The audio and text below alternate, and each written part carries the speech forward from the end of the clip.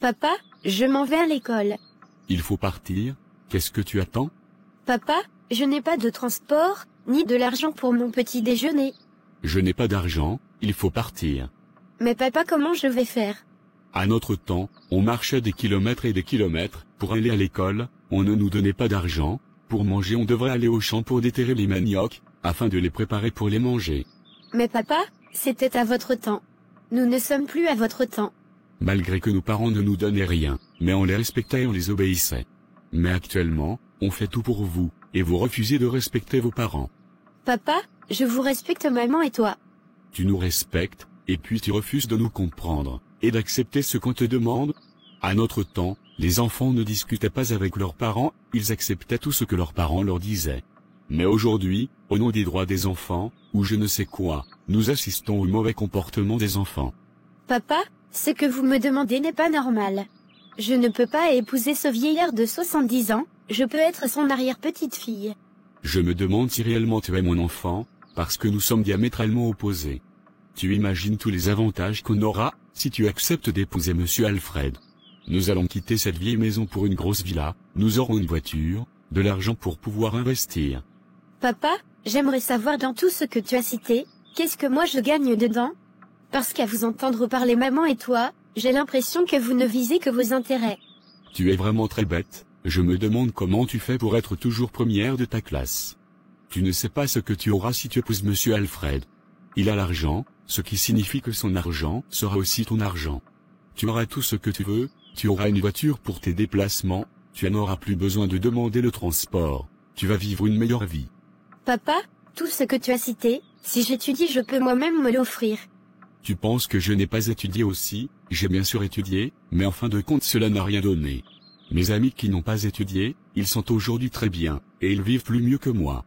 Papa, l'école ne rend pas riche, ça nous permet plutôt d'acquérir le savoir et des compétences, pour pouvoir nous vendre et réfléchir pour faire face à toutes les situations de la vie. J'ai des grandes ambitions papa, je ne peux pas laisser mes ambitions et mes rêves, pour aller épouser un vieillard. Qu'est-ce que tu racontes? Tu es encore une petite fille, tu ne sais rien de la vie. Quand tu vas grandir, tu comprendras. Justement papa, je suis une petite fille, je n'ai pas encore l'âge de me marier, quand je vais grandir tu pourras me parler de mariage. Actuellement, tout ce dont j'ai besoin, c'est d'étudier, et d'avoir le soutien de mes parents. De toute façon, sache que si tu refuses d'épouser Monsieur Alfred, tu n'auras plus droit à quelque chose venant de moi ni de ta mère, tu n'auras plus de transport, ni de petit déjeuner, et tu vas te le prendre en charge toi-même. Papa, ce n'est pas juste, vous êtes mes parents et vous avez l'obligation de vous occuper de moi. J'ai fini de parler, quitte devant moi.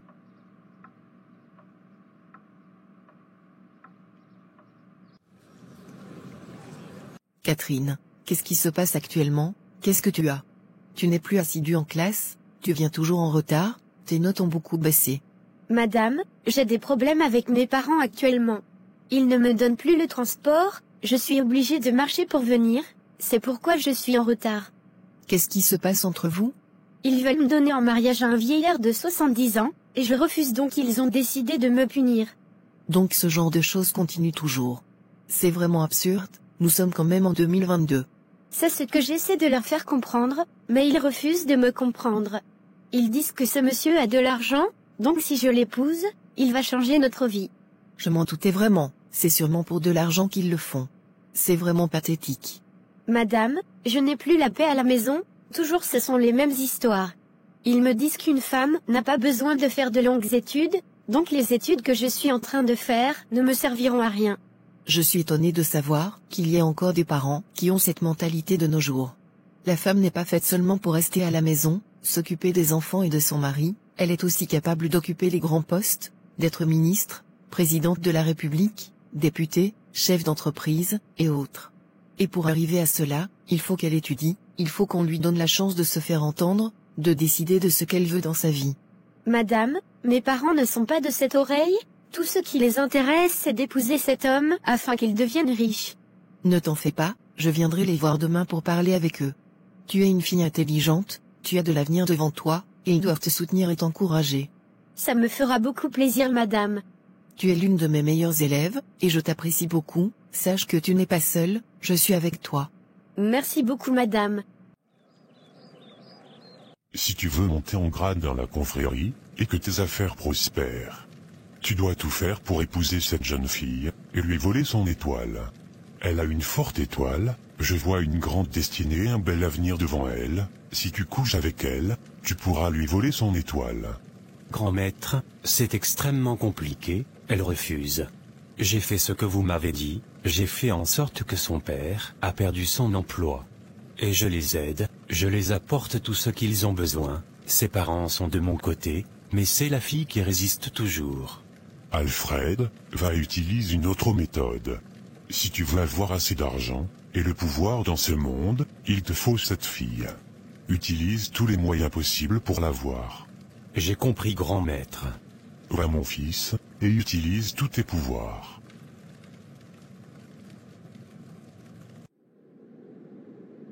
Madame, vous devez renoncer à cette affaire de mariage. Vous devez laisser votre fille étudier. Elle est intelligente, elle a de l'ambition, lui donner en mariage à cet âge pourrait la traumatiser toute sa vie. Elle est qu'une enfant, elle a le droit de s'amuser comme ses amis de son âge. Vous et moi, savons que le mariage c'est pour les adultes, ce n'est pas pour les enfants. Madame, je comprends ce que vous dites, mais dans notre tradition c'est comme ça. Ma grand-mère s'est mariée aussi à cet âge, ma mère également, et moi je me suis mariée à 15 ans, et il n'y a jamais eu de problème. Madame, les choses ont changé, ce qui était normal hier, n'est plus aujourd'hui.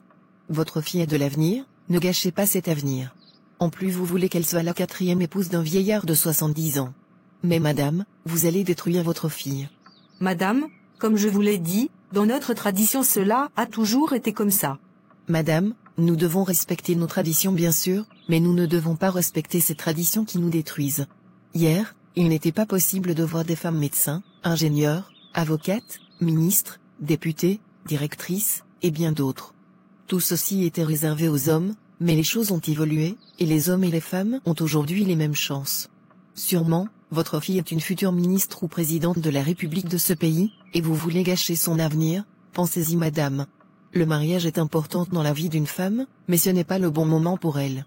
Et quel est le bon moment pour elle?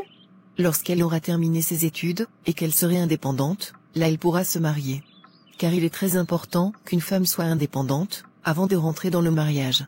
Madame, je vous comprends, mais je ne peux pas l'accepter, elle n'est plus une petite fille. Elle doit être en mesure de soutenir la famille, et grâce à ce mariage, elle pourra le faire. Madame, vous voulez vendre votre fille à ce monsieur pour de l'argent, vous ne connaissez même pas la personnalité de ce monsieur, ni qu'est-ce qu'il fait dans la vie pour avoir tout cet argent dont vous rêvez tant. Écoutez madame, ce monsieur est un chef d'entreprise, il embauche plusieurs personnes, il est gentil et il vient beaucoup en aide aux gens. De toute façon, c'est ma fille et je n'ai pas besoin de leçons venant de vous. Vous avez raison, c'est votre fille, mais elle a aussi des droits, si vous vous entêtez à lui donner en mariage à ce vieillard, je porterai plainte contre vous. Madame, s'il vous plaît sortez de chez moi. Je vais m'en aller, mais sachez que si quelque chose arrive à cette fille, vous aurez de mes nouvelles.